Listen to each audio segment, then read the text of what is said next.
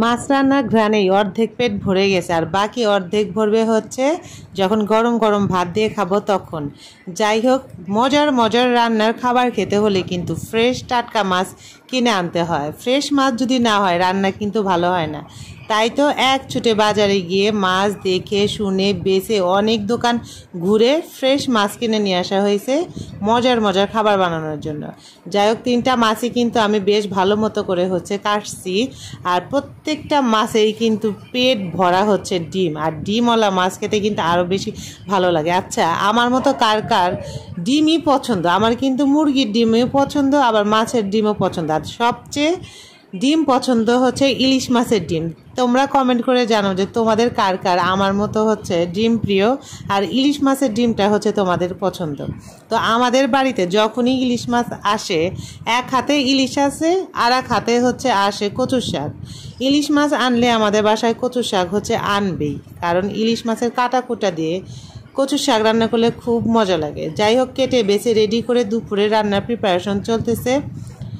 আর recipe বলার তো কিছু নাই, ইলিশ মাছ রান্নাটা খুবই সহজ, খুবই সিম্পল, সবাই জানো। তবুও বলছি, এর মধ্যে হচ্ছে পেঁয়াজ, কাঁচামরিচ, আদা, রসুন, জিরা সব কিছু হচ্ছে পেস্ট দেওয়া হয়েছে। আর এইখানে কিন্তু এখন মিক্সড করতেছে সরিষা বাটা, আর সরিষা বাটা দিয়েই হচ্ছে আজকের ইলিশ মাছটা রান্না করবে। এর আগেও আমরা হচ্ছে ইলিশ মাছটা খাইছি। আর এখন অ্যাড করা হচ্ছে দুধ। দুধ দেওয়ার পরে নেড়ে চেড়ে দেখবা যে কালারটা যে কী সুন্দর আসছে। তোমরা কিন্তু বাসায় একবার এরকম ট্রাই করে খেয়ে দেখতে পারো যে দুধ দিয়ে ইলিশ মাছটা আর সাথে হচ্ছে সরিষা বাটা দিয়ে কেমন লাগে। যাই হোক, এক চুলায় ইলিশ মাছ সরিষা দিয়ে রান্না হচ্ছে, পাশের চুলায় কালো জিরা ফোড়ন দিয়ে কচু শাক রান্না হচ্ছে। এই রান্নাটা যে কি মজা লাগে কি বলবো, একবার তোমরা এরকম করে খেয়ে দেখো। যদিও রেসিপিটা আমার কাছে নাই, কারণ আজকে অনেক তাড়াহুড়া, অনেক ব্যস্ত।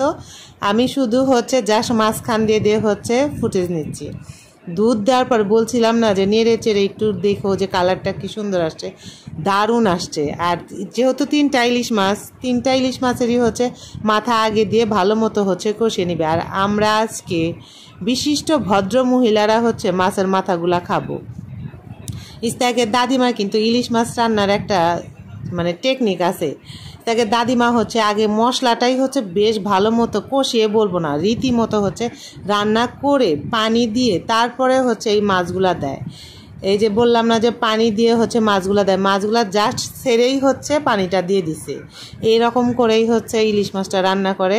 আর কচুর শাকটা তো আগে থেকেই কেটে বেছে ধুয়ে সিদ্ধ করে রেডি করে রাখা হয়েছিল। মাছগুলা আমি আবার হচ্ছে একটু ভালো মতো কষায় নিয়ে সিদ্ধ শাকটা হচ্ছে